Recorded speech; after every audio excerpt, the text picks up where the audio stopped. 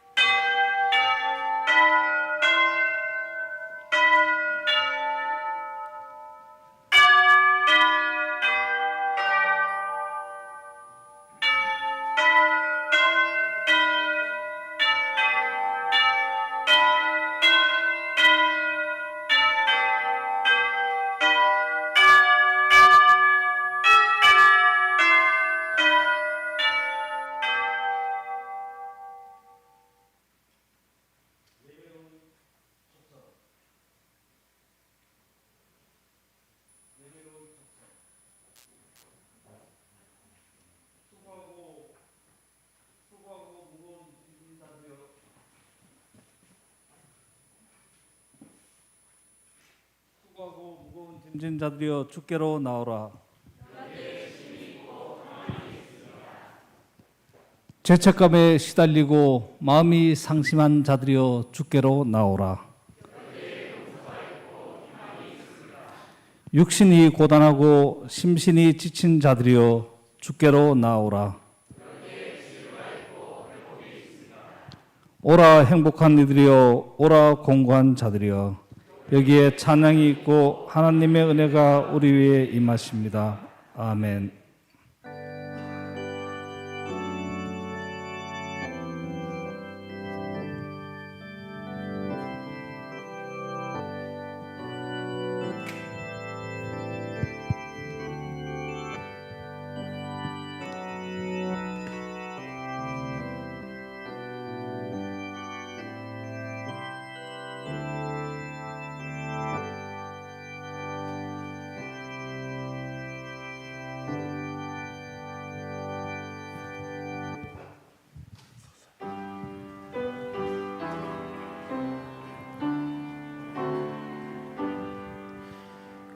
성부와 성자 성령 삼위께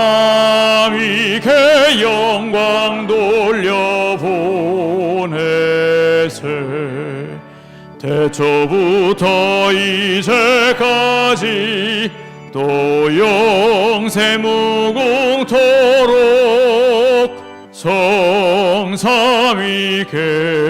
아멘. 아멘.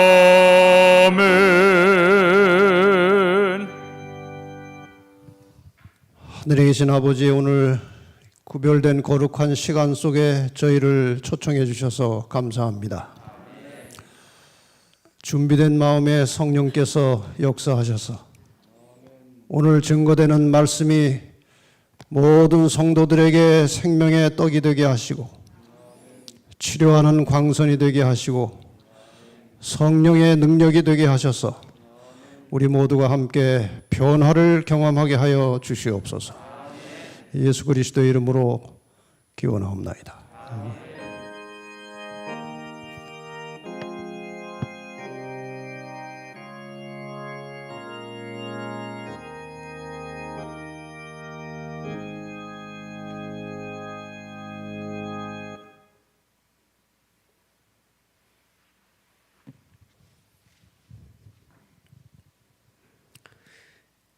요한계시록 21장 1절부터 4절의 말씀입니다.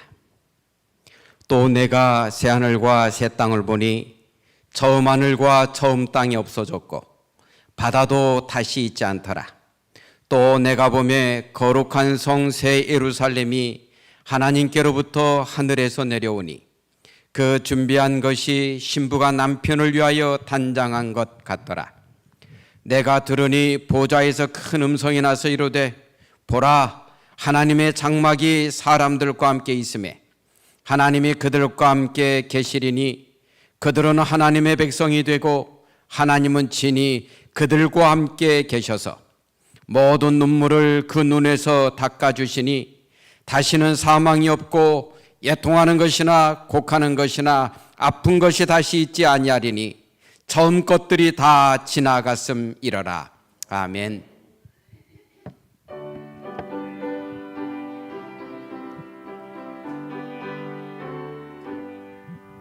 만입이 내게 있으면 그 입 다 가지고 내 구주 주시는 종을 늘 찬송하겠네.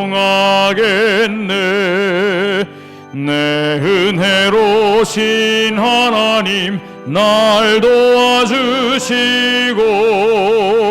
그 귀한 영광 널리 펴달게 하소서. 내 주의 크신 이름이 날 위로하시고 이 귀의 음악 같으니 참 기쁨 되도다. 내 죄의 권세 깨뜨려 그 결박 푸시고 이 주한 마음을 비로소 고정케 하셨네.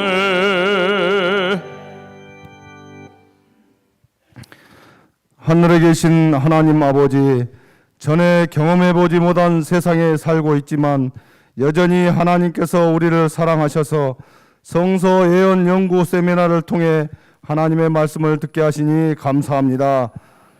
하나님이 복주심하 약속하신 창조와 구속의 기념일, 주님과 만나는 행복한 안식일 세미나 마지막 시간이 되었습니다. 주 여호와께서는 자기의 계획을 그의 종 예언자들에게 보이지 않고서는 아무것도 행하지 않으신다고 하셨습니다. 마지막 때를 사는 우리에게 주의 종 김대성 목사를 통해 생명의 길을 가르쳐 주심을 감사드립니다. 말씀을 전하는 김대성 목사에게 성령 하나님 인도하셔서 세상을 향한 하나님의 예지의 말씀을 듣는 회중 모두가 재림을 향한 살 길, 할 일을 찾게 도와주세요.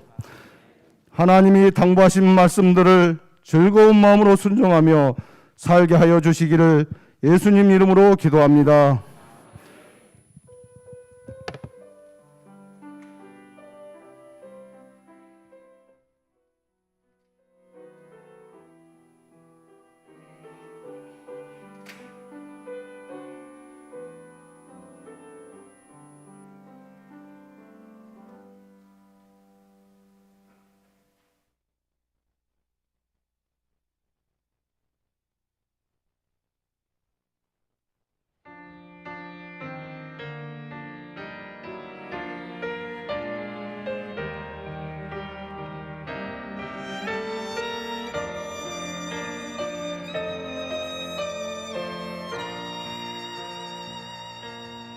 외로울 때 주님의 얼굴 보라 평화의 주님 바라보아라 세상에서 시달린 친구들아 위로의 주님 바라보아라 너를 들어 저를 보라 내 너는 영영 좋게 남겨라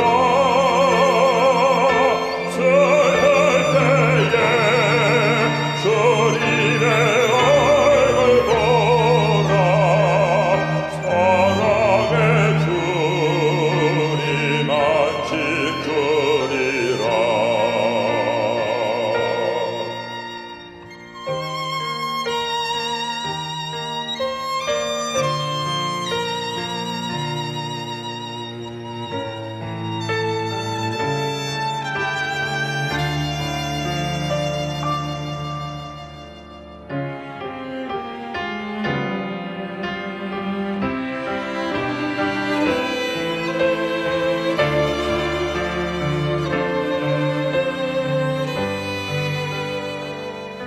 힘이 없고 내 마음 연약할 때 능력의 주님 바라보아라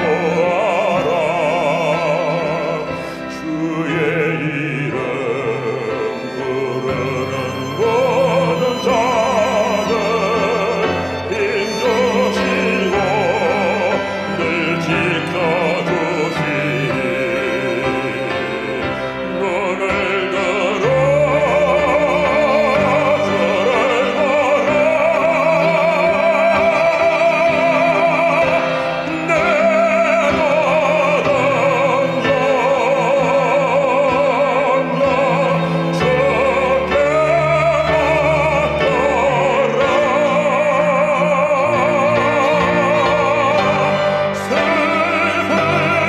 슬플 때에 주님의 얼굴 보라 사랑의 주님을 지키리라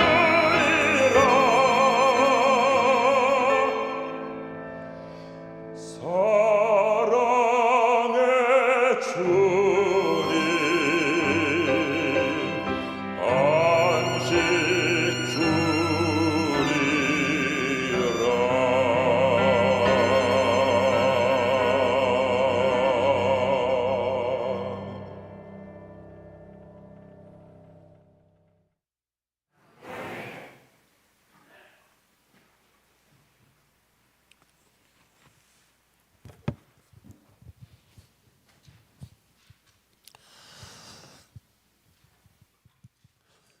여러분 안녕하십니까? 한 주일이 빨리 갔습니까? 더디 갔습니까? 여러분은 잘 모르겠습니다만은 저는 정말 쏜살같이 갔습니다. 왜냐하면 시간 싸움을 했습니다. 제가 시간 싸움. 이번 전도의 자료는 제가 거의 다 이제 새로 만들어서 했기 때문에 그 요리하느라고 여러분 잘 드시라고 요리하시느라고 제가 정말 바쁘게 한 주간이 지나갔습니다. 하나님께서 한 주간 동안 저와 여러분을 지켜주시고 이 거룩한 예언의 말씀을 잘 나눌 수 있도록 인도하신 은혜, 또 성령의 감동하심 진심으로 감사합니다. 특별히 제가 이제 목을 많이 써서 그런지 어디가 조금 모자라서 그런지 목소리가 늘 그렇게 맑지가 않아요. 그래서 어떤 분들은 어떤 설교 듣고 왜 이렇게 몸이 약해졌냐고 그러는데 몸이 약해진 건 아니에요. 근데 목소리가 제가 어떨 때 안 좋은데 최근 들어서 이번 한 주간 동안 목소리가 제일 상태가 좋았습니다. 하나님께서 아마 잘 전하라고 잠깐 열어주셨는지 앞으로도 계속 이렇게 됐으면 좋겠습니다. 그리고 그동안 제가 이 공식적인 서정환 앞에 전도했기 때문에 이제 퇴계원 교회라는 말은 거의 안 썼습니다. 아마 한 번도 안 썼을 것 같습니다. 그러나 오늘 이제 마지막 날 이 전도회를 준비하시고 수고하신 우리 퇴계원 교회 오 목사님과 또 목회자들 그리고 장로님들 여러 교우님들에게 진심으로 감사합니다. 이건 합회장님이 하셔야 될 인사인데 선교부장님이 하셔야 될 인사인데 제가 대신합니다. 합회장님 오늘 여기 와서 앉아 계십니다. 감사합니다. 특히 여러분들 참 수고 많으셨습니다. 제가 말씀드렸던 대로 듣는 것이 말하는 것보다 훨씬 어렵습니다. 그래서 짧지 않은 시간 오랫동안 앉아 계셔서 함께 말씀 들으시느라고 수고하셨는데 하나님께서 많은 복으로 갚아주시기를 바랍니다. 그리고 이번에 여기서 녹화된 이 자료가 앞으로 일반 교회들에서 예언을 찾고 연구하는 진실한 성도들에게 큰 도움이 되기를 또 간절히 바랍니다. 그리고 각 교회에서 서정환 앞에 각 교회에서 혹은 이제 또 개인적으로 모바일로 이 집회에 참여하신 또 국외에서 이 자리에 참여하신 모든 분들 감사드리고 하나님께서 여러분의 그 열성적이고 진실한 신앙심에 큰 복으로 갚아주셔서 마침내 우리 다 함께 하늘 유리바닷가에 서서 하나님을 찬양하게 되기를 바랍니다. 지구는 지금 어디로 가고 있는가? 코로나 세상인데 과연 이것이 앞으로 어떻게 될 것이며 어떻게 이 역사가 진행될 것이냐에 대해서 많은 사람들이 궁금해하고 두려워하고 있습니다. 그래서 그 문제를 집중적으로 한 주간 동안 예언을 기초로 말씀을 나누었습니다. 2020년 2월 11일 그러니까 이제 코로나가 막 시작되는 무렵에 조선일보 그 인터넷 신문에 이런 제목이 나왔습니다. 신종 코로나까지 인류의 종말은 어떻게 오는가? 그러니까 많은 사람들이 이 코로나와 함께 위기의식을 갖게 되었습니다. 과연 이 인간의 역사가, 이 지구의 역사가 어떻게 될 것이며 혹시 종말이 오는 것이 아닌가? 그동안 많은 사람들이 이 종말을 예언하고 종말을 논해왔는데 과연 이것이 어떻게 올 것이냐? 또 올 것이냐 안 올 것이냐? 이런 것에 대해서 아주 궁금해하는 것 같습니다. 이 인류의 종말은 어떻게 오는가에 대한 대답으로 이제 오늘 드리는 말씀은 인류의 역사는 이렇게 끝날 것이다 하고 이제 오늘 계시록 20장의 말씀을 중심으로 이 마지막 있을 사건들을 좀 상세하게 공부하겠습니다. 이 내용은 대부분의 기독교인들이 잘 모르고 있는 사실입니다. 성경절을 하나하나 깊이 이제 생각하고 관찰하면서 연구해서 읽어보면 아주 명확하게 인류의 미래가 또 이 지구의 역사가 어떻게 끝나고 새로운 세상이 시작될 것인지 아주 명확하게 성경에 기록이 되어 있습니다. 여기 예수님의 재림의 날에 대해서 베드로후서 3장 10절 12절에 보면은 주의 날이 도적같이 오리니 그날에는 하늘이 큰 소리로 떠나가고 체질이 뜨거운 불에 풀어지고 땅과 그 중에 있는 모든 일이 드러나리로다. 그날에 하늘이 불에 타서 풀어지고 체질이 뜨거운 불에 녹아지려니와. 이 예수님께서 재림하실 때의 현상을 이 베드로가 예언적 안목으로 기록해 놓은 구절입니다. 다시 사도 요한이 계시록 6장에 예수님의 재림에 관련해서 이런 말씀을 주셨습니다. 하늘은 종이축이 말리는 것 같이 떠나가고 각 산과 섬이 제자리에서 옮기우매. 여기 이제 두 성경절에 공통으로 나오는 것은 하늘의 격변입니다. 하늘이 엄청난 변화를 일으킨다는 것입니다. 왜 그럴까요? 하늘에서 예수님이 천군 천사와 함께 내려오시니 하늘이 온전할 리가 없죠. 하늘에 엄청난 격변과 변화가 있을 것을 예고하고 있습니다. 이와 같이 인류의 역사가 거의 끝나가고 있다는 사실을 알려주는 가장 확실한 증거, 징조 중에 하나는 코로나가 아니고 교황권이 하나님처럼 행동하고 대우를, 경배를 받으려고 하는 것입니다. 여기에 대해서 우리 사도 바울은 벌써 오래전에 데살로니가후서 2장 4절에 저는 대적하는 자라 범사에 일컫는 하나님이나 숭배함을 받는 자 위에 뛰어나 하나님 그 위에 올라가서 자존하여 스스로 자기를 높여서 하나님 성전에 앉아 자기를 보여 하나님이라 하느니라. 그러니까 이것은 거의 인류 역사의 마지막 부분에 일어날 일입니다. 인간이 하나님 행세를 하니까 진짜 하나님은 나타나셔야 합니다. 사람들이 더 이상 속으면 안 되는 겁니다.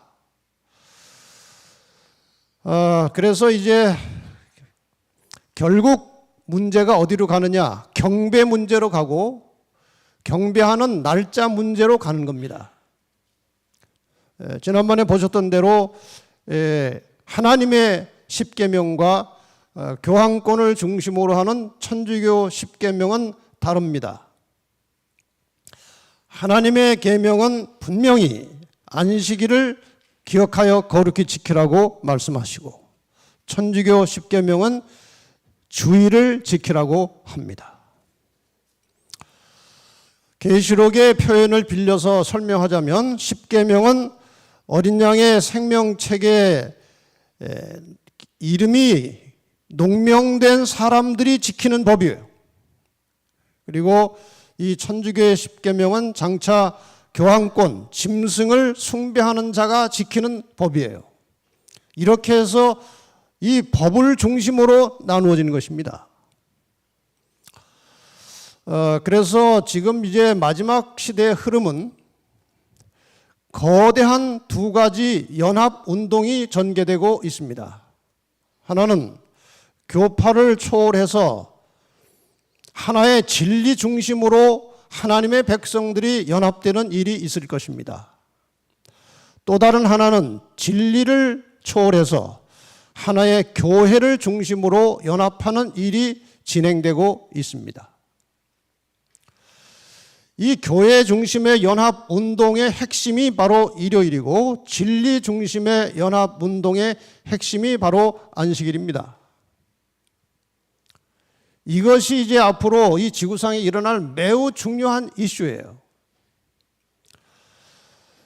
바로 이것에 의해서 세상 역사의 마지막 부분에는 남은 자손과 영적 바벨론으로 구분되어서 계시록에 나옵니다. 남은 자손이라는 말이 나오는 반면에 바벨론이라는 말씀이 또 나옵니다. 남은 자손은 하나님의 계명에 충실한 사람들을 말하는 것이고 이 바벨론 사람들은 계명을 무시하고 인간 마음대로 하나님을 믿는다고 하는 사람들을 가리켜서 하는 말이에요.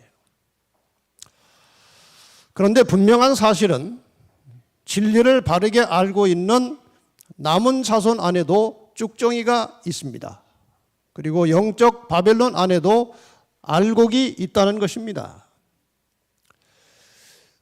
이것이 다시 군대 말로 하면 해처모여를 해야 됩니다. 알곡은 알곡대로, 쭉정이는 쭉정이대로 나누어져야 주님이 오십니다. 이것을 나누어지게 하는 방법이 무엇이냐? 그 중에 하나가 일요일 법령입니다. 이 일요일 법령이 제정되고 이것이 하나의 국가적인 법으로 만들어져서 사람들을 통제하고 강요하는 일이 시작되면은 하나님의 법대로 계명을 따라서 안식일을 지키는 남은 자손들에게는 대단히 큰 핍박과 시련이 올 것입니다. 그러면은 그 시련과 핍박을 통해서 남은 자손 안에 있던 쭉정이들은 떨어져 나갑니다. 제가 꽤 오래전에 한 장로님께 옛날에 신사 참배하던 시절에 있었던 이야기를 잠시 들었습니다. 그때 우리 교회 지도자들이 많이 체포돼서 종로 경찰서에 수감이 되어 있었고, 이 장로님 그때 청년으로서 종로 경찰서에 수감되어 있는 교회 지도자들에게 주먹밥을 날라다 주는 일을 했다고 합니다. 그래서 이 주먹밥을 날라다 주고 그다음에 거기 가면 이제 그 경찰들하고 자주 얼굴을 대하다 보니까 친해져 가지고 나중에 장로님하고 그 당시 청년이죠, 대화를 좀 하게 되는데 그분들이 그러더래요. 우리가 당신들 지도자가 누군 줄 알아서 이렇게 잡아오겠느냐? 당신들 내부에서 다 신고가 들어와 가지고 그 사람들 명단 가지고 잡아온 거요, 그러더래요. 남은 자손 안에 이런 쭉정이들이 인간 사회이기 때문에 불가피하게 있습니다. 근데 지금은 가려낼 수 없어요. 여기서 누가 감히 말이에요, 목사님이 누구는 쭉정이 같다 알곡 같다 해도 큰일 납니다. 그 다음 날도 아마 쫓겨날 겁니다. 사람이 분간할 수 없어요. 하나님은 중심을 보십니다. 중심이 되어 있지 않은 사람은 겉으로 아무리 경건하게 보여도 핍박이 오면 떨려져 나가는 것입니다.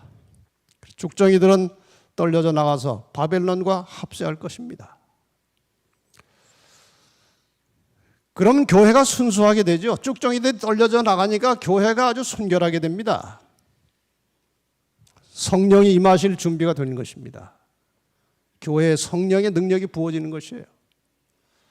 큰 소리로 이 마지막 시대에 바벨론을 향해서 전해야 될 메시지를 증거하고 전하게 될 겁니다. 그리고 이들은 말을 하지 않아도 그 일요일 법령이라 하는 그런 고난 속에서도 계속해서 목숨을 걸고 하나님의 계명에 충실하기 때문에 세상에 많은 사람들의 구경거리가 될 것입니다. 저 사람들 왜 저 고생을 하느냐? 안식일 때문에 그런다. 왜 안식일을 지키느냐? 하나님의 계명 속에 들어있다. 바로 이러한 사실 때문에 바벨론에 있던 많은 사람들이 자각이 올 것입니다. 내가 그동안 잘못 믿었구나. 그리고 외치는 겁니다. 더 나가서 세천사의 기별까지 이제 들어가는 겁니다. 그러면은 영적 바벨론에 있던 알곡들이 이 늦은비 성령의 역사를 통해서 남은 자손으로 들어오는 것입니다. 이렇게 해서 구원받을 자와 멸망받을 자가 알곡과 쭉정이가 완전히 분류돼서 가려집니다. 이렇게 해서 일단 나누어지면 계시록 22장 11절의 말씀이 성취되는 것입니다.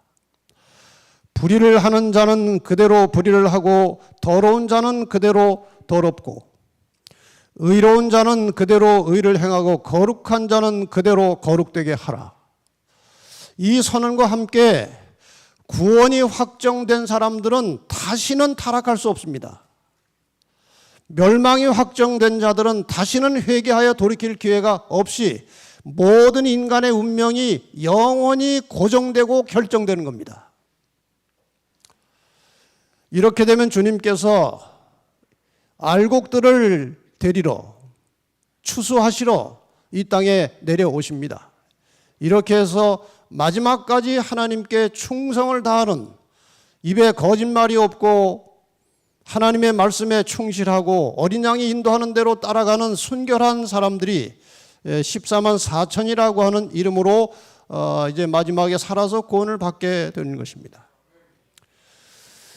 이렇게 해서 이제 이 알곡과 가라지가 완전히 분리되면 이제 구원받기 직전에 이 알곡들에 대한 굉장한 증오심이 일어날 것입니다. 그때 하나님께서 하늘을 열고 재앙을 내리십니다. 이것이 우리가 말하는 계시록 16장에 나오는 7 재앙입니다.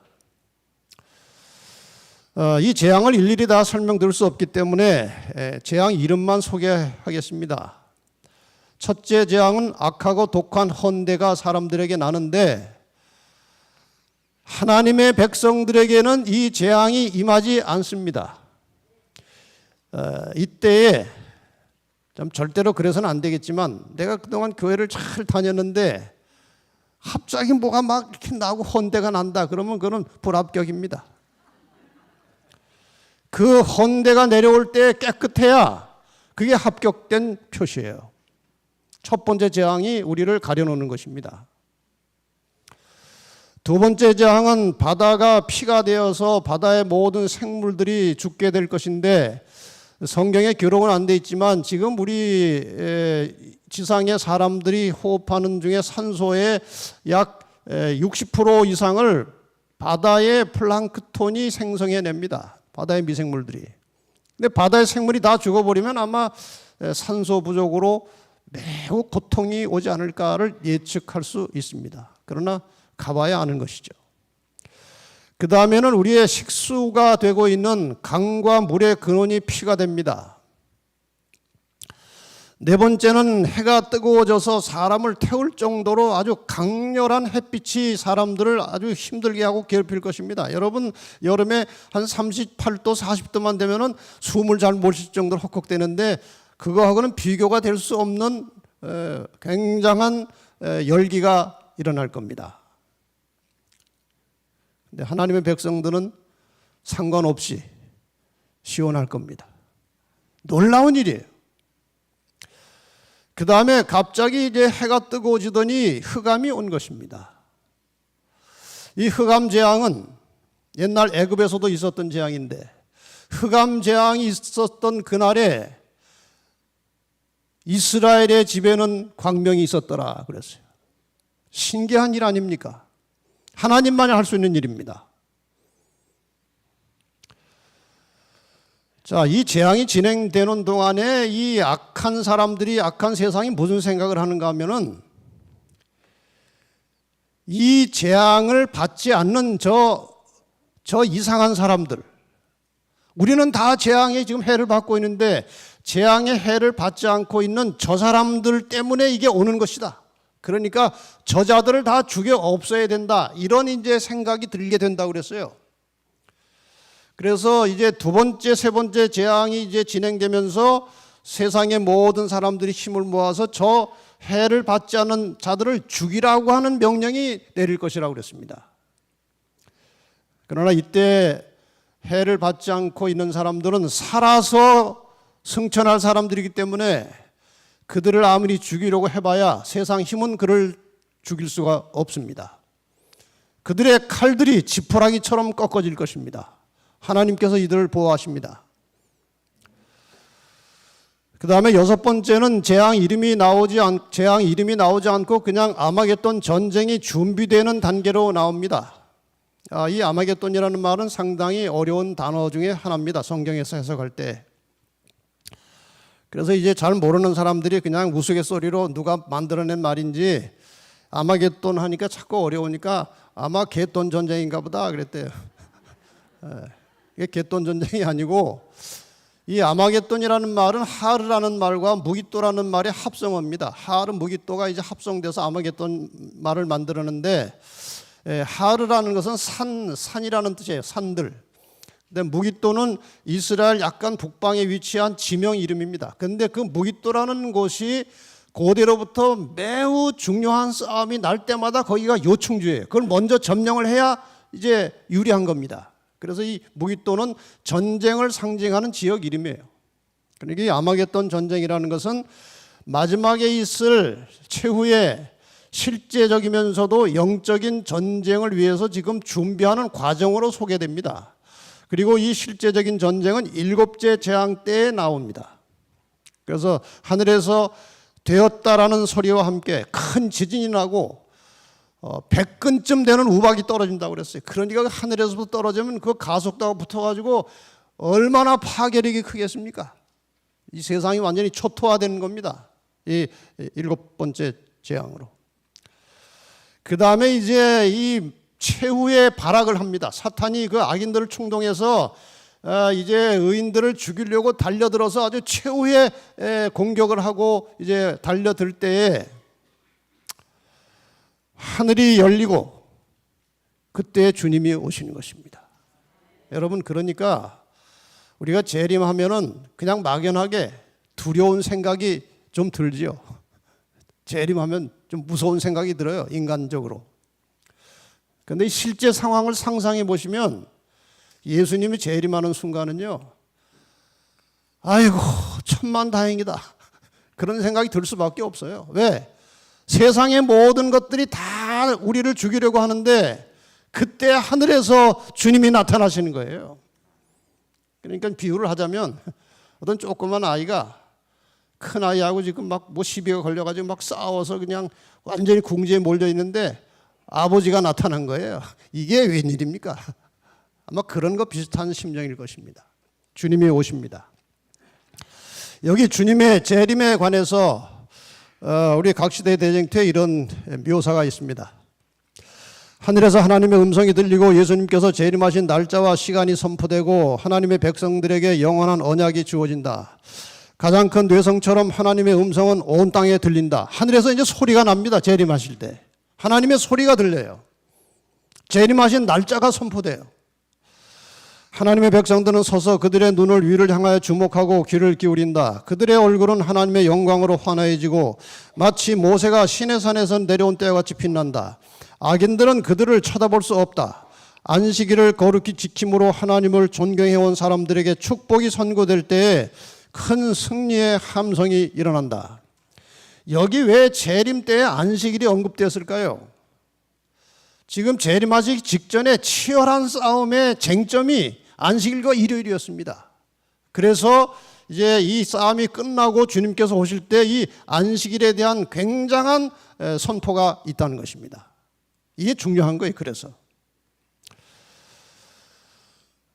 곧 사람의 손바닥 반만한 작은 검은 구름이 동쪽에서 나타난다.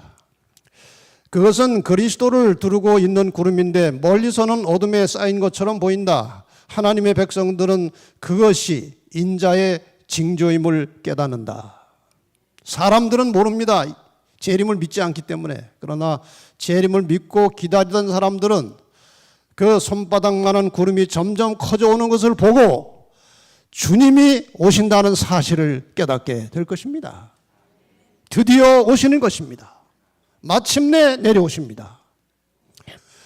그들은 엄숙한 침묵 속에서 그 구름이 땅으로 점점 가까워짐을 주목한다. 그 구름은 점점 밝아지고 영광스럽게 되어 마침내 커다란 흰 구름이 되는데 그 아래는 타는 불과 같이 광명한 빛이 있고 그 위에는 언약의 무지개가 있다. 예수께서는 강한 정복자처럼 구름을 타고 오신다. 참 엄청난 사건입니다. 그렇지 않습니까? 많은 사람들이 재림을 믿지 않습니다. 비웃고 조롱합니다. 요즘에는 기독교인들도 재림에 관심이 없습니다. 왜냐하면 잘못된 교리가 그렇게 만들어 놨어요. 사람이 죽으면 영혼이 분리돼서 천국에 이미 가 있어요. 그런 상태에서 재림은 매우 복잡합니다. 부활은 무엇이고 재림은 무엇이고. 그래서 제가 어느 목사님과 대화하는 중에 영혼이 천국에 가 있다가 재림하실 때 도대체 어떤 일이 벌어집니까? 하고 제가 구체적으로 물었어요. 그랬더니 꽤 난감해하면서 하는 대답이 이겁니다. 하늘에 구원받은 영혼들이 예수님과 함께 다 내려온대요. 내려와가지고 각자 자기 무덤으로 들어가서 육체와 결합이 돼서 부활한다는 것입니다. 그러려면 뭐하러 올라갔어요? 올라갈 필요가 없죠. 잘못된 교리가 하나에 말려들면 연쇄적으로 잘못돼 버립니다. 그래서 진리는 처음부터 단추를 잘 껴야 되는 거예요.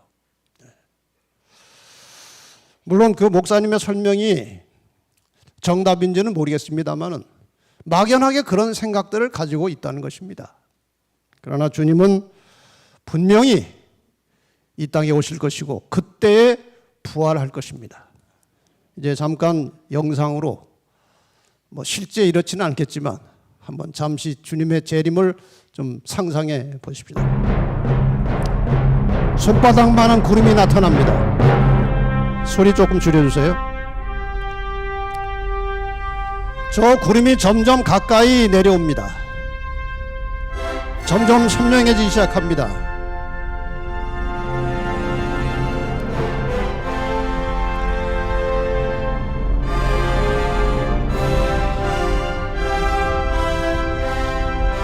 점점 내려오는데 이것은 예수께서 오시는 것입니다. 가까이 오셨습니다. 드디어 주님께서 천군 천사와 함께 나타나셨습니다. 여러분, 이 주님께서 다시 오신다는 성경의 약속과 함께 재림을 믿으십니까? 확실히 믿으십니까? 안 믿어도 오십니다. 우리가 믿든지 안 믿든지 준비가 되었든지 안 되었든지 간에 주님은 오십니다. 홍수 때 많은 사람들이 홍수를 안 믿었습니다. 비과학적이라고, 당치 않는 일이라고 안 믿었습니다. 그러나 홍수는 일어났습니다. 많은 사람들이 재림을 믿지 않지만 분명히 주님은 다시 오십니다. 노아가 홍수를 믿고 준비하고 방주에 들어가서 살았듯이 우리도 재림을 믿고 준비하고 살 때 하늘 방주로 들어가게 될 것입니다. 그래서 영원히 살게 되는 것입니다. 그런데 예수님께서 재림하실 때 지상에서 어떤 일이 벌어집니까? 성경절 소개하겠습니다. 주께서 호령과 천사장의 소리와 하나님의 나팔로 친히 하늘로 쫓아 강림하시리니 그리스도 안에서 죽은 자들이 먼저 일어나고, 부활이죠. 예수님께서 부활 말씀을 자주 하셨습니다.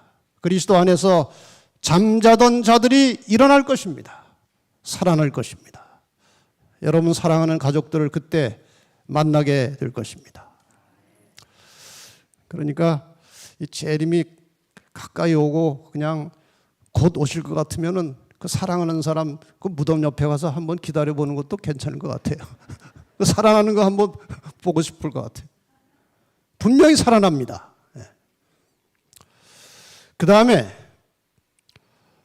의인들이 함께 승천하는 일이죠. 그 후에 우리 살아남은 자도 저희와 함께 구름 속으로 끌어올려 공중에서 주를 영접하게 하시리니 그리하여 우리가 항상 주와 함께 있으리라. 그러니까 예수님께서 재림하실 때 발이 땅에 닿습니까? 안 닿습니까? 아니에요. 공중에 머물러 계십니다. 예수님은 재림하셔서 공중에 머물러 계시고 죽었던 의인들이 부활하고 살았던 성도들이 그들과 함께 같이 올라갑니다. 그래서 사도 바울이 우리가 살았다고 해서 죽은 자들보다 먼저 가는 게 아니라고 말씀하셨잖아요.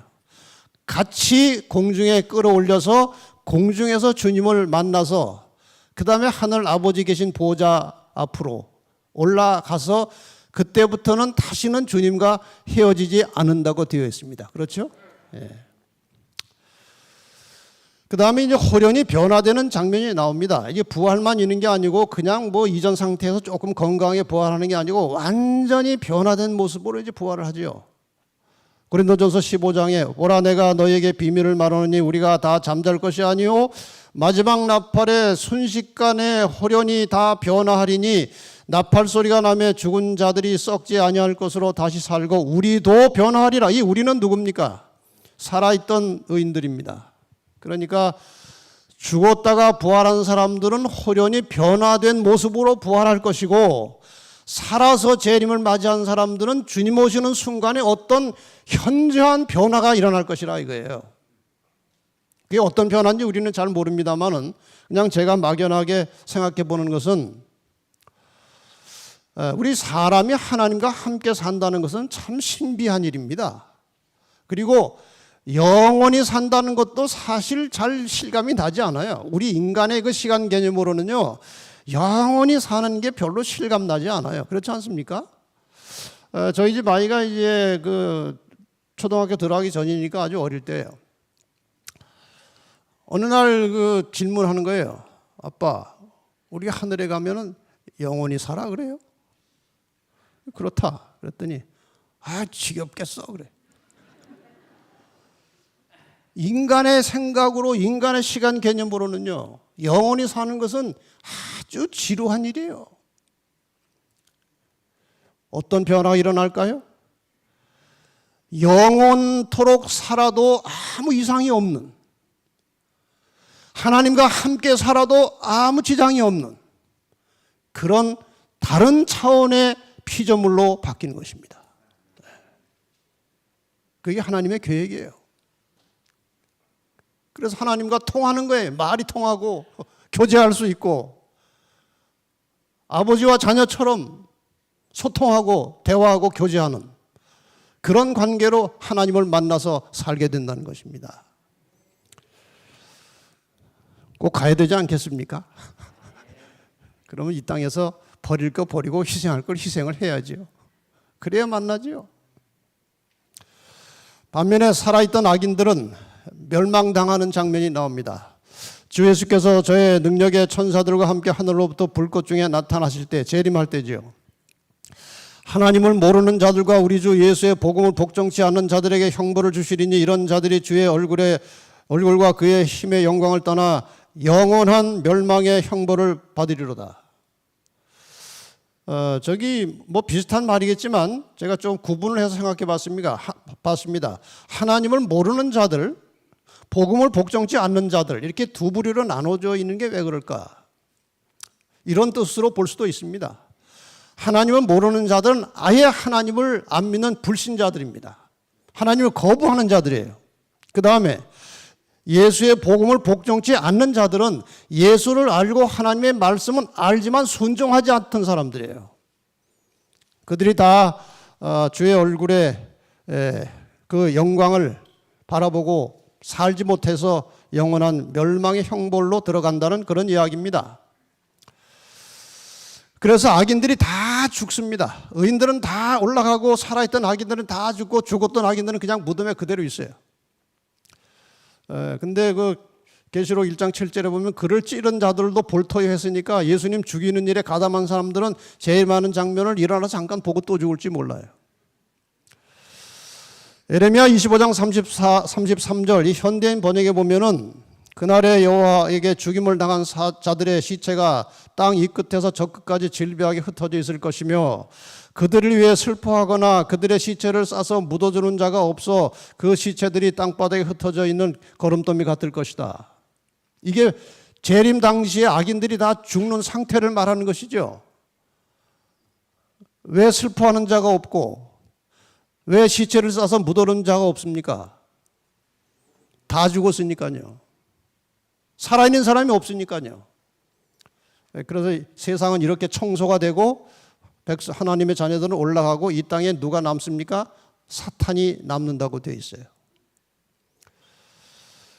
계시록 20장 1절로 3절에 보면 내가 보매 천사가 무저갱 열쇠와 큰 쇠사슬을 그 손에 가지고 하늘로부터 내려와서 용을 잡으니 곧 옛 뱀이요 마귀요 사탄이라. 잡아 1000년 동안 결박하여 무저갱에 던져 잠그고 그 위에 임봉하여 1000년이 차도록 다시는 만국을 미혹하지 못하게 하였다가 그 후에는 반드시 잠깐 놓이리라. 여러분, 이 상태를 이해하십니까? 이 성경절을 많은 사람들이 잘못 이해하고 있습니다. 여기 천사가 무저갱 열쇠와 쇠사슬을 가지고 와서 사탄을 잡았다. 그를 무저갱에 집어넣어서 그 문을 잠궜다. 이것은 다 하나의 상징적인 표현입니다. 그리고 어떤 사람들은 그렇게 해석합니다. 사탄을 잡아가지고 쇠사슬로 묶어서 저 끝이 보이지 않은 굴 속에다가 탁 쳐놓고 위에 문을 뚜껑을 잠갔다. 1000년 동안. 사탄은요, 쇠사슬에 묶여 있을 존재가 아닙니다. 여러분, 귀신만 들려도요, 힘이 세가지고 묶어놔도 다 끊고 풀어버려요.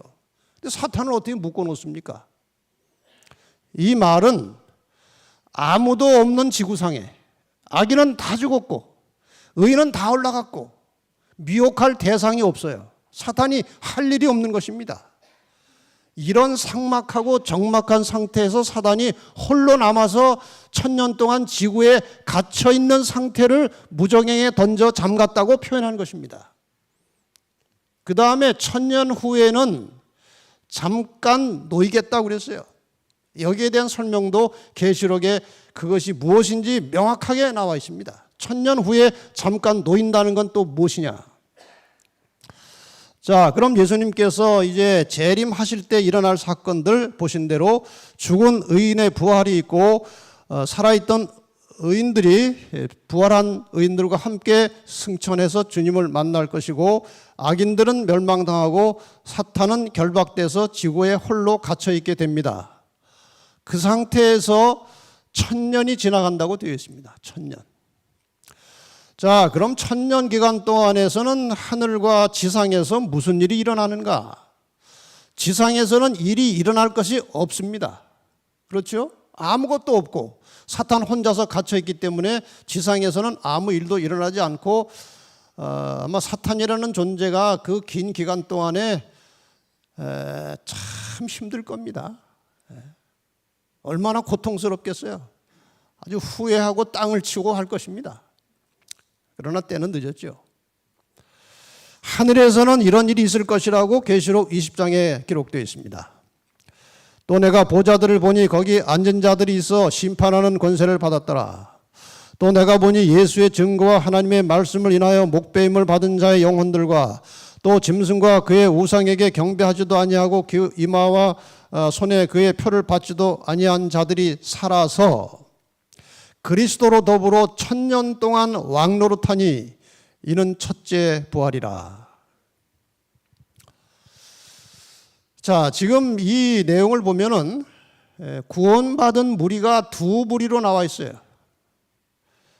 하나님의 말씀을 인해서 목배임을 받은 자의 영혼들이라고 하는 것은 상징적으로 말하면은 죽었다가 부활해서 구원받은 사람들, 그리고 짐승과 그의 우상에게 경배 안 하고 짐승의 표 안 받고 살아서 구원받은 사람들은 마지막 환난을 통과하고 짐승의 표와 짐승의 우상을 극복하고 승리한 사람들, 살아서 구원받은 사람들을 말하는 것이죠.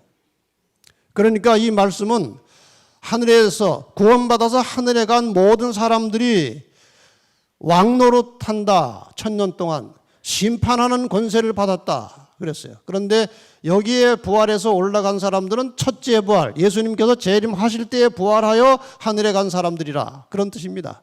이 첫째 부활이라는 말이 나온다는 것은 둘째 부활이 있다는 사실을 전제로 하는 것이죠. 자, 첫째 부활에 대해서 잠깐 생각해 보십시다. 예수님께서 재림하실 때에 첫째 부활이 바로 이것입니다. 이 첫째 부활에 참여하는 자들은 복이 있고 거룩하도다. 둘째 사망이 그들을 다스리는 권세가 없고, 여기 첫째 사망이라는 말은 나오지 않고 둘째 부활이라는 말도 나오지 않습니다. 근데 첫째 부활이 있다는 것은 둘째 부활이 있다는 것이고, 둘째 사망이 있다는 것은 첫째 사망이 있다는 겁니다. 이거 나중에 같이 이제 종합해서 설명을 드리겠습니다. 도리어 그들이 하나님과 그리스도의 제사장이 되어 1000년 동안 그리스도 더불어 왕노릇하리라. 그래서 왕노릇한다는 말이 자꾸 나옵니다. 근데 구원받은 성도들이 왕노릇한다는 게 무엇이냐 이겁니다. 왕이 여러 가지 기능이 있습니다만은 이 성경을 기록할 당시의 왕들은 아주 중요한 재판을 왕이 직접 했습니다. 여러분 사도행전 보면은 사도 바울이 고소를 당했을 때 억울하면은 황제에게 호소합니다. 그럼 누가 재판을 해요? 황제가 재판합니다. 솔로몬도 재판한 일을 여러분이 아시죠? 중요한 사건. 그 억울하게 아이 하나 가지고 두 엄마가 서로 자기 거라고 이제 우기니까 이건 뭐 재판관들이 할 수가 없으니까 왕에게 가져와서 솔로몬이 재판하는 것입니다. 마찬가지로 구원받은 성도들이 왕 노릇한다는 말은 심판을 베푸는데 책들이 펴놓여 있더라는 말처럼 심판을 하는 것입니다. 누구를 심판하는 것일까요? 악인들을 심판하는 것입니다. 의인들은 다 1차 심판을 거쳐서 구원이 확정된 다음에 하늘에 올라갔습니다. 그 다음에 이제 두 번째 심판은 죽은 악인들의 형량과 그 죄를 검토하는 그런 심판이에요. 이유가 있습니다. 우리가 하늘에 가면 어떤 사람의 책에 보니까 3번 놀란다고 그래요. 3번. 이야, 이런 곳에 나 같은 죄인이 구원을 받고 올라왔다는 사실에 대해서 놀랍고 감사하는 것입니다. 두 번째 놀라는 것은 이 사람이 어떻게 왔을까 하는 거예요. 하나님은 중심을 보시기 때문에 사람 가지고는 몰라요. 또 하나는 그 사람이 어떻게 여기를 안 왔을까? 이런 일이 절대로 있어서는 안 되겠지만 여러분이 다 가셨는데 제가 안 보이면 이상하다. 뭐 와가지고 뭐 아는 척 하더니 말이야. 숨어서 무슨 죄를 그렇게 지어가지고 못 왔을까? 가정입니다. 절대 그런 일이 있으면 안 되지만 그러나 어쨌든 우리가 그 사람은 꼭 올 것 같은데 못 온 사람이 있는 거예요.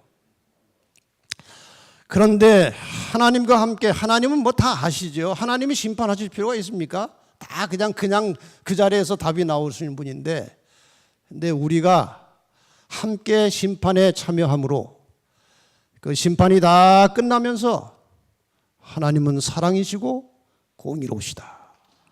이거를 느끼는 것입니다. 다시는 하나님께 도전할 생각이 1%도 없는 거예요. 너무나 사랑이시고 너무나 공정하시다는 것을 우리가 고백하게 되는 것입니다. 그런데 오래전에 이 사도 바울도 심판에 대해서 이렇게 언급을 해놨습니다. 성도가 세상을 판단할 것을 너희가 알지 못하느냐. 이것이 바로 하늘에 가서 죄인들을 심판하는 장면입니다. 누구까지? 우리가 천사를 판단할 것을 너희가 알지 못하느냐. 악한 천사들까지 사탄 마귀까지 성도들이 재판을 하고 심판을 한다는 것입니다. 이렇게 해서 심판이 다 끝나면 뭐 이외에 다른 이벤트가 많이 있겠죠. 하나님께서 아마 1000년 동안 우리를 즐겁게 해주시려고 이벤트를 많이 준비하셨을 것입니다. 뭐 1000년 내내 심판만 하겠습니까? 이 나라 별나라 저 나라 별나라 돌아다니고 뭐 은하수도 가보고 아마 그럴 거예요. 기대하십시오. 근데 지금 잘해야 돼요. 그때 가려면 지금 잘해야죠. 그렇죠? 자, 1000년기 동안에 기록된 성경에 기록된 일들은 지구가 황폐되고 사탄은 갇혀 있고 악인들은 죽어 있고 성도들이 세상을 심판하는 일이 1000년기 동안에 있습니다. 자, 1000년이 다 찼습니다. 1000년기 후에 어떤 일이 있을 것이냐?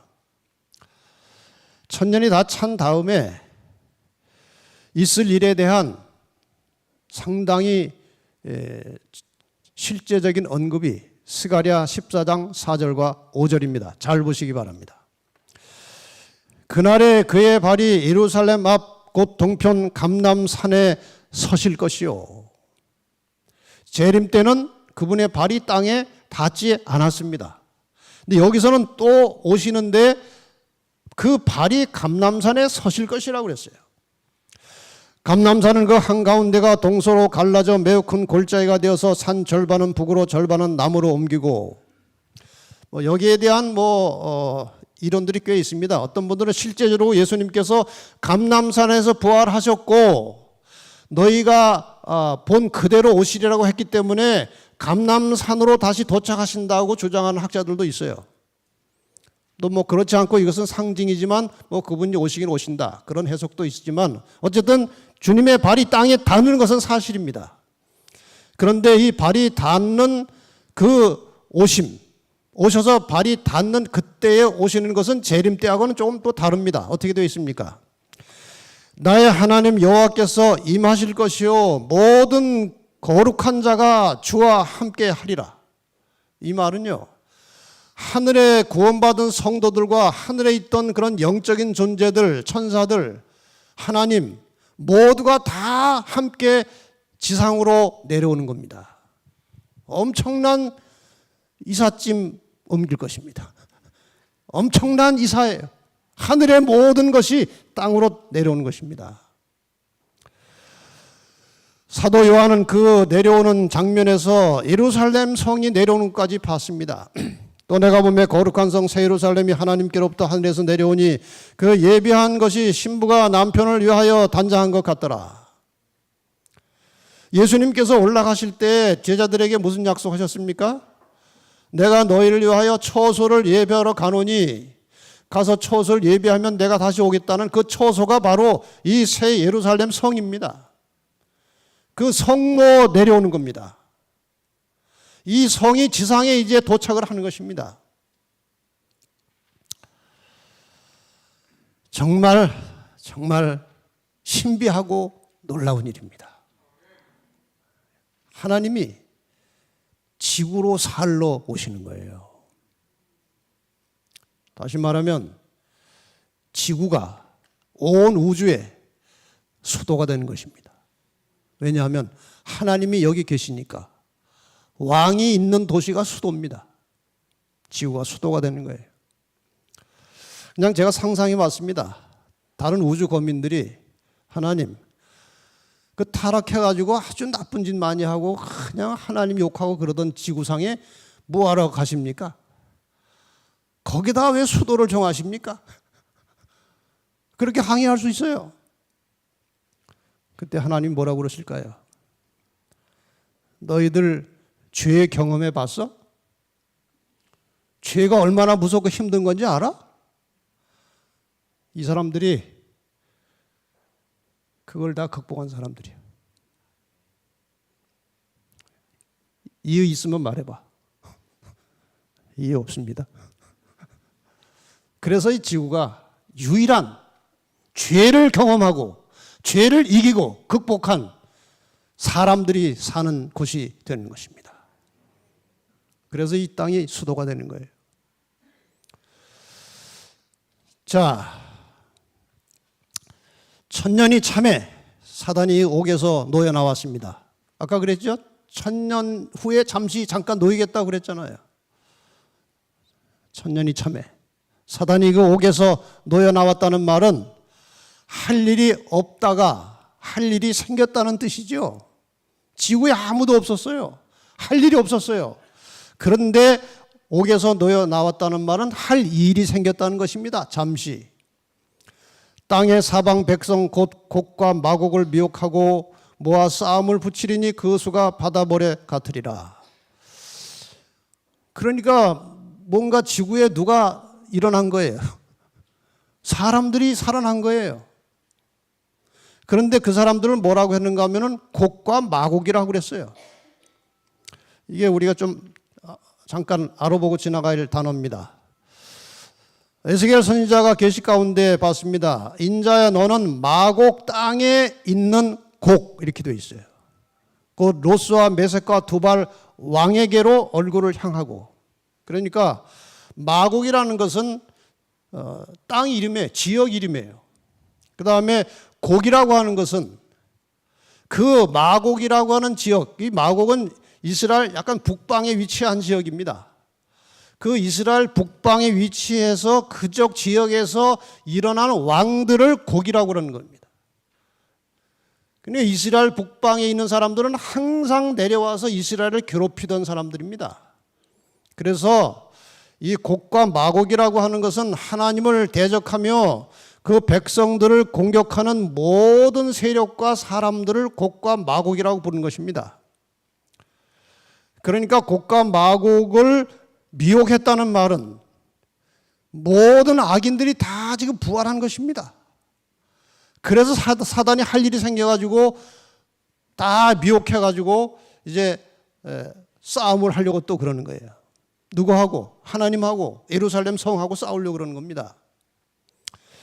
이제 여기서는 두 부활과 두 사망이 이제 정리가 됐기 때문에 말씀을 이제 종합해서 드리겠습니다.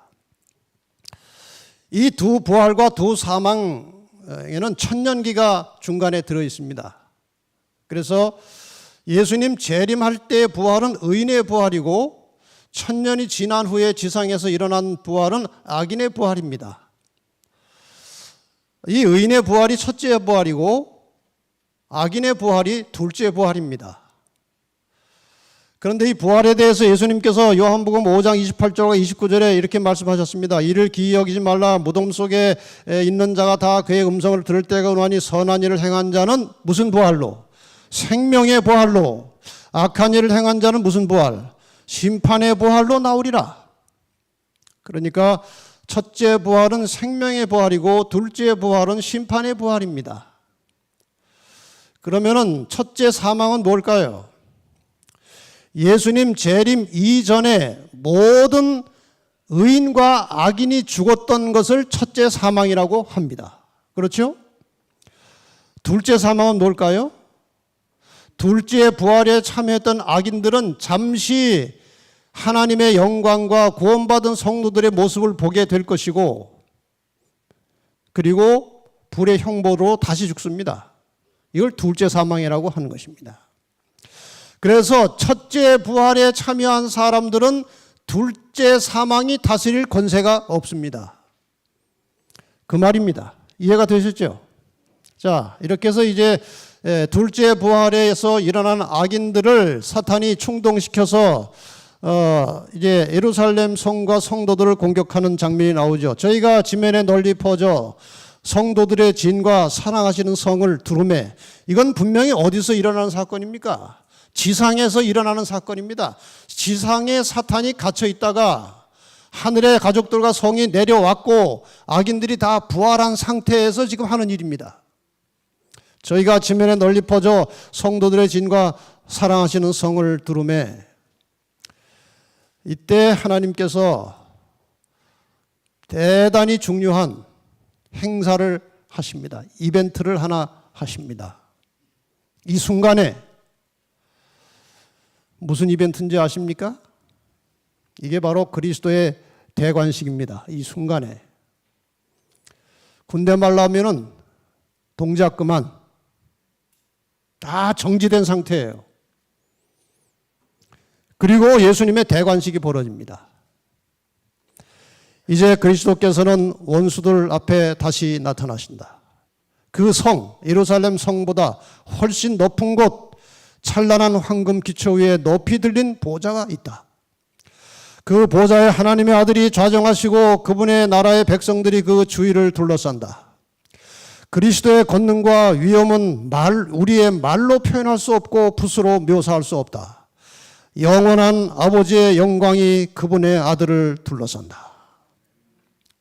여러분, 그 악인들 중에는요, 예수님이 이 땅에 살아계실 때 조롱하고 핍박하고 침뱉고 주먹질하고 가시관 씌우고 십자가에 못 박고 하던 모든 사람들이 다 그것을 보고 있습니다. 그런데 이 순간에 자기들이 그렇게 무시하고 천대하고 조롱하고 하던 분이 바로 이분이구나 를 깨닫게 되는 것입니다. 얼마나 후회스럽겠습니까마는 때는 늦었지요. 그 초라한 분이 그렇게 영광스러운 왕으로 나타나신 것입니다. 예수님께서 왜 그렇게 초라하게 나타나셨을까요? 왜 그렇게 가난하게 나타나셨을까요? 만약에 예수님이 위대한 찬란한 장군의 모습으로 나타났다면 그 외형을 보고 예수를 믿었을 것입니다. 형식적으로. 그러나 그건 진심이 아니에요. 예수님께서 그렇게 오셨기 때문에 사람들의 본색이 나타난 겁니다. 내가 어떤 인간이라는 것이 나타난 겁니다. 근데 여기서는 이제 예수님께서 왕으로 등장하셨습니다. 하나님의 아들의 마지막 대관식은 하늘과 땅의 모든 거민이 모인 가운데 행해진다. 자, 여러분 다시 상상력을 좀 발휘하셔서 이때 광경으로 돌아가 보세요. 지금 이 순간에는요, 아담과 하와로부터 예수님 재림하실 때까지 이 지상에 존재했던 모든 사람들이 한꺼번에 살아있는 상태입니다. 상상이 가십니까? 의인들 하늘에서 다 내려왔습니다. 죽었던 악인들 다 부활했습니다. 창세 이래로 죽었던 악인들 다 부활했습니다. 가인도 아마 거기 있을 것입니다. 모든 사람이 다 보는 가운데서 주님이 우주의 왕으로 취임하시는 장면이에요. 많은 사람들이 이제야 깨닫게 될 것입니다. 저분이 그분이구나. 그분이 저분이시구나. 이제 이 대관식이 끝나갑니다. 이제 만악의 왕께서는 최고의 위엄과 권세를 가지고 당신의 정부에 반역한 자들에게 선고를 내리시고 하나님의 율법을 범하고 그분의 백성을 박해한 자들에게 판결을 집행하신다. 드디어 이들이 이제 형벌을 받는 것입니다. 성경은 그들의 형벌을 불의 형벌이라고 말합니다. 노아 당시에는 물로 심판을 하셨는데 마지막에는 불로 심판하십니다. 하늘에서 불이 내려와 그 순간에 대관식이 끝난 다음에 예루살렘과 그 성도들을 공격하려고 하는 그 악인들에게 불이 내려와서 저희를 소멸하고, 이게 불타는 지옥입니다. 꽤 많은 사람들이 지옥불이 영원하다고 말합니다. 그것도 이 지하에 어디선가 불이 타고 있다고 그렇게 가르치고 믿고 있는 사람들이 많아요. 참 얼마나 참 불행한지 몰라요. 어떻게 그런 믿음을 갖게 되는지 참 이 교회 지도자들의 책임이 큰 것입니다. 거기에 무슨 산 사람이 가는 것도 아니고 영혼이 들어가서 탄다? 고통스럽다. 여러분, 이 고통이라는 것은 살아있고 오감이 있어야 고통이 오는 것입니다. 영혼 자체는 뭐 있지도 않지만 별도로 있다고 해도 그런 오감을 가진 게 아니에요. 그런데 그 영혼이 가서 고통스럽고 불탄다. 자, 이 문제는 뭐 다시 별도로 영혼 문제를 다뤄야 되기 때문에 이 정도로 하고, 불은 이불입니다. 이불이 지옥불이에요. 그런데 만약에 이것이 꺼지지 않는 불이라면 문제가 심각합니다. 구원받은 성도들은 성 위에서 영원토록 무슨 구경하는 거예요? 불 구경하는데 그 속에 어머니도 있을 수 있고 아들도 있을 수 있고, 이게 무슨 천국입니까? 불이 내려와 저희를 태워서 멸하고 그렇게 돼 있어요. 완전히 죄와 죄의 흔적과 죄의 결과는 깨끗하게 씻어져 없어지는 것입니다. 죄의 흔적까지 없어지는 것입니다. 여기에 이 말씀이 보충하고 있습니다. 각 사람이 자기의 행위대로 심판을 받고 사망과 음부도 불못에 던지우니 이것은 둘째 사망 곧 불못이라. 이게 둘째 사망입니다. 여기 대쟁투에 이런 글이 있습니다. 땅의 표면은 마치 용해된 하나의 덩어리 곧 하나의 거대한 끓는 큰 불못처럼 된다. 이때는 경건치 않은 자들의 형벌과 멸망의 때이다. 이것은 여호와의 보수할 날이요 시온의 송사를 위하여 신원하실 해이다. 이 성경의 예언이 이렇게 해서 성취되고 악인들은 완전히 타서 소멸됩니다. 죄가 없는 세상이 되었습니다. 여기에 하나님께서 세상을 다시 창조하십니다. 내가 새 하늘과 새 땅을 보니 처음 하늘과 처음 땅이 없어졌고, 지금 우리가 누리고 있는 것이 처음 하늘과 처음 땅입니다. 못 쓰게 됐어요. 공해도 많고 미세먼지도 많고 자연 생태계는 다 파괴되고 지구는 이제 거의 다 망가졌습니다. 다시 지어야 됩니다. 그래서 하나님께서 불로 다 태워내시고 새하늘과 새 땅을 조성하셔서 거기에서 하나님께서 우리와 함께 영원히 사시겠다는 것입니다. 이 말에 대해서 보충 설명이 있습니다. 21장 5절에 보좌에 앉으신 이가 가라사대 보라 내가 만물을 새롭게 하노라. 모든 인간, 모든 사물, 모든 자연계, 이 지구상의 모든 것이 새롭게 되었습니다. 새롭게 된 우리도 그 안에 있게 될 것입니다. 이 말은 신실하고 참되니 기록하라. 반드시 이 일이 있을 것을 다시 한번 확신시켜 주는 것입니다. 자, 이제 1000년이 지난 후에 재창조가 일어날 때 이 사건들, 하늘 가족들이 지구로 이주해 왔고 새 예루살렘이 내려왔고 죽은 악인들이 부활했고 대관식이 있고 예루살렘을 공격할 때 악인들이요 하늘에서 불이 내려와서 악인들을 소멸하고 하나님께서 새 하늘과 새 땅을 지으셔서 지구의 역사는 다시 출발합니다.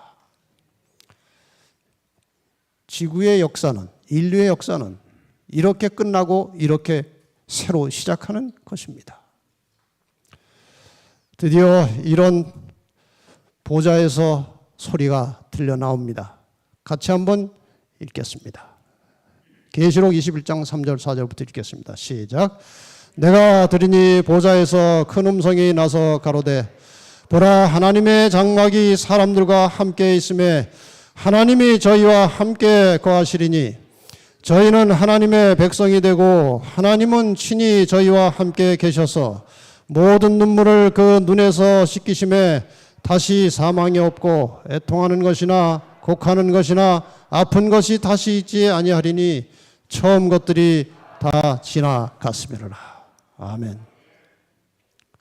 이렇게 해서 우리가 하나님과 가족이 되어서 살게 되는 게 하나님의 구원의 계획입니다. 이렇게 해서 한 많은 인류의 역사는 끝나고 하나님의 구속의 계획은 완성되는 것입니다. 그분이 우리와 함께 영원히 사시는 것입니다. 이게 창조주 하나님의 소원이에요. 우리를 구원하시고 우리와 함께 영원히 사시는 것이 하나님의 소원이에요. 그것이 이루어진 것입니다. 지금 그 일이 완성될 때까지 지구는 헛바퀴를 돌고 있습니다. 이 역사를 설명해 드리고 이제 마치려고 합니다. 뭐 이것도 어디 책에 나온 것은 아니고 제가 이제 필리핀에서 공부를 하다가 그 텀페이퍼 숙제를 이제 할 일이 생겨가지고 제가 예언에 관심이 있고 이제 예언을 가지고 공부를 하다 보니까 이런 개념이 이제 떠올라서 한번 그려본 것입니다. 그냥 여러분이 뭐 공감하셔도 좋고 안 하셔도 괜찮아요. 그러나 잘 보세요. 하나님께서 천지를 창조하셨을 때 그것은 영원한 것이었습니다. 그런데 인간이 타락하게 되었고 타락한 이후로 영원이라는 시간을 벗어나서 지구는 헛바퀴를 돌게 되었습니다.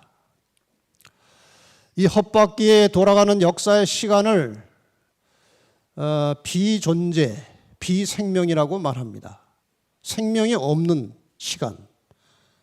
존재가 있는 것처럼 보이지만 존재하지 않는, 좀 철학적 용어지만요. 이 역사의 시간 속에서 홍수 심판이 있었고 바벨탑 반역 사건이 있었고 하나님께서 아브라함을 불러내셔서 이스라엘 민족을 형성하시고 이 이스라엘 민족의 역사 속에서 여자의 후손 예수님께서 태어나셨고 십자가에 돌아가셨습니다. 마침내 구원을 이루셨습니다. 그 다음에 이 땅에 이제 교회가 탄생하게 되었습니다. 초기 교회가. 그런데 얼마가 지나면서 교회가 세속화되었고 이 세속화된 교회 풍토 속에서 로마 교회가 왕성하게 성장한 결과 종교 암흑 시대가 열려서 1000년 이상 하나님의 백성들이 핍박을 받습니다. 종교 개혁자들이 일어나서 성경대로 돌아가자. 그래서 이제 개신교회가 생겨나는데 개신교회 역시 역사가 흐르고 시간이 지나면서 부패하고 세속화되어서 하나님께서 다시 마지막에 또 한 번 불러낸 사람들이 바로 하나님의 계명을 지키며 예수의 증거를 가진 남은 자손들입니다. 이 남은 자손들을 박멸하기 위해서 지금까지 예언을 통해서 공부하셨던 교황의 권세가 다시 등장해서 이제 마지막 최후의 전투를 할 것입니다. 우리가 지금 그 대비하고 준비하는 중입니다. 이 교황권과 남은 교회의 투쟁이, 전쟁이 끝나고 구원받을 자와 멸망받을 자, 짐승의 표 받은 자와 하나님의 입맞은 자들이 완전히 분리가 돼버리면 하나님의 입맞은 구원받을 성도들을 데리러 예수님께서 재림하시는 것입니다. 그리고 천년의 세월이 흐릅니다. 그리고 재창조함으로 이 지상의 역사는 새 출발하는 것입니다. 원점에서 다시 출발하는 거예요. 이 과정을 한마디로 회복이라고 합니다. 회복. 원상태로 돌아가는 거예요. 다시 영혼이라는 시간 속에 들어가는 것입니다. 거기서 우리가 함께 하나님과 사는 것입니다. 결국 지금 현재 상태에서 인류의 역사는 재림으로 끝납니다. 오늘 제목이 무엇입니까? 인류의 역사가 어떻게 끝날 것이냐? 답은 재림으로 끝납니다. 코로나로 끝나는 게 아니에요. 재림으로 끝납니다. 이제 선악의 마지막 싸움이 진행되고 있고 이것이 끝나면서 예수님께서 재림하십니다. 이게 악인들에게 끝입니다. 제가 어느 날 차에서 이렇게 노래 테이프를 듣다가 굉장히 감동적인 찬양을 듣게 됐어요. 그전에도 들었는데 그렇게 느껴보지는 못했는데 그날따라 이 찬미가 저한테 굉장히 감동이 오는 거예요. 예수님의 재림에 대한 노래인데 여러분 뭐 들어보셨을 것입니다. 기쁜 날, 오 기쁜 날. 그래서 제가 종종 전도에 마치면서 재림을 한번 생각하고 음미해 보자는 뜻에서 이 찬양을 들려드립니다. 자, 한번 들어보십시다.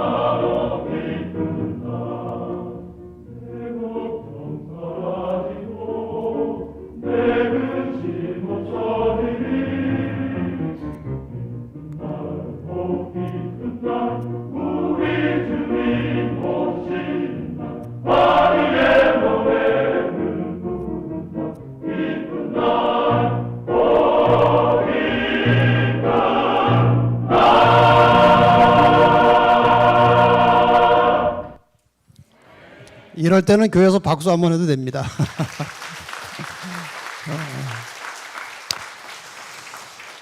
자, 우리는 이 기쁜 날을 기다리며 준비하고 이 기쁜 날을 다른 사람들에게 전하며 살아가는 재림 성도들입니다. 여러분, 자신이 먼저 이 기쁜 날, 주님이 오시는 날, 그분을 맞이할 수 있도록 준비하고 사십시다. 그리고 이 기쁜 날, 이 엄청난 생명의 소식을 다른 사람들에게 부지런히 전하고 증거하며 살아가는 성도들이 되시기를 바라면서 한 주간의 말씀 여기서 모두 마치겠습니다. 감사합니다.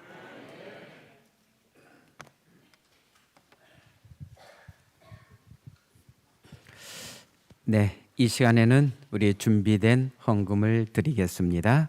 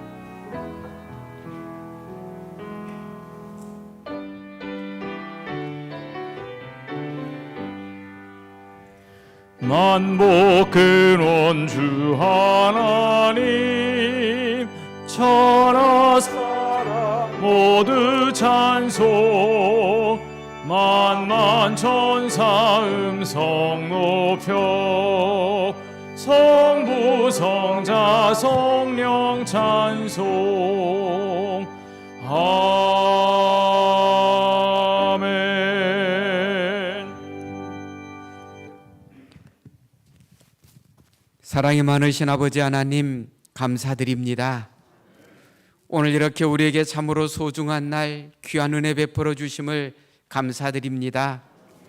아버지 하나님 참으로 주님의 사랑에 감사하여 우리가 작은 예물이지만 주님께 드렸습니다.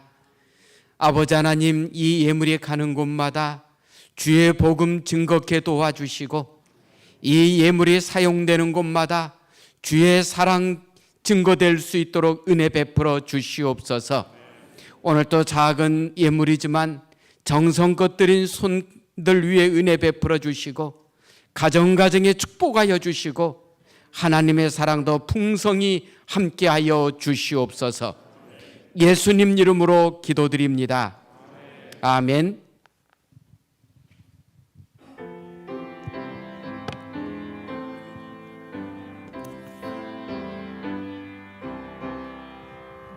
금도성 예루살렘 복스런 성이여 내 너를 생각할 때 이 마음이 기쁘다.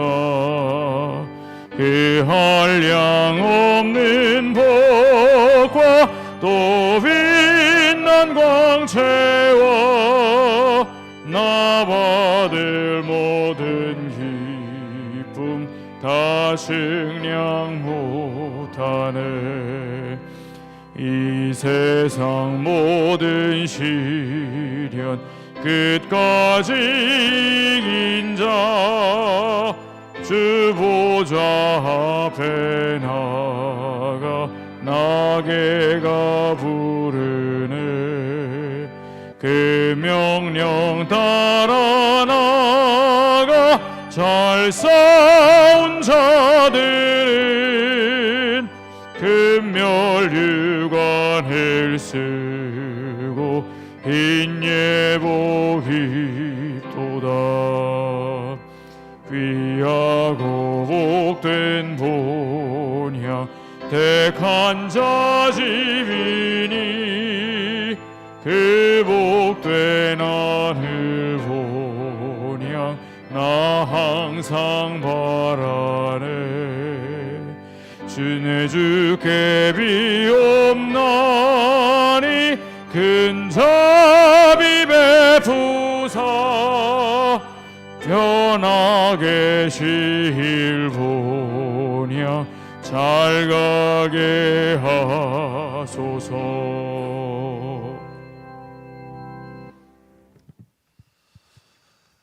하나님 아버지, 코로나라고 하는 이 심각한 재난과 재앙을 허락하셔서 이 시간 속에서 다시 한번 자신들을 돌아보게 하시고 예수님의 재림을 다시 한번 간절한 마음으로 생각하고 기다리게 해주셔서 감사합니다. 이 고난과 재난의 시간이 재림을 기다리는 성도들에게 축복의 시간이 되게 하여 주시옵소서. 다시 한번 각성하여 일어나는 시간이 되게 하시고 모든 인간의 잡다한 것들을 포기하고 버리고 단순한 마음으로 순결한 마음으로 하늘 도성을 향해서 행진해 나가는 재림 나그네의 삶을 살게 하여 주시옵소서. 이번 한 주일간의 기간을 통해서 예언의 말씀으로 우리의 갈 길을 보여주시고 할 일을 가르쳐 주셔서 감사합니다. 순종하게 하여 주시옵소서. 한눈 팔지 말게 하시고 오직 하나님 말씀에 집중하여 주신 말씀 순종하는 정말 빛나고 아름다운 신앙을 통해서 다른 사람들에게도 빛이 되게 하시고 진리를 증거하는 증인들이 되게 하옵소서.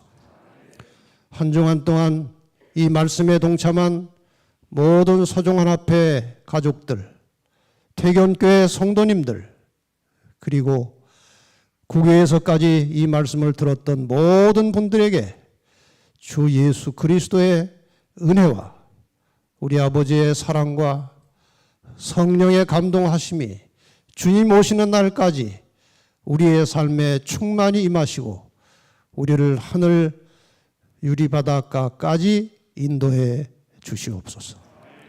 예수 그리스도의 이름으로 간절히 기도합니다. 아멘.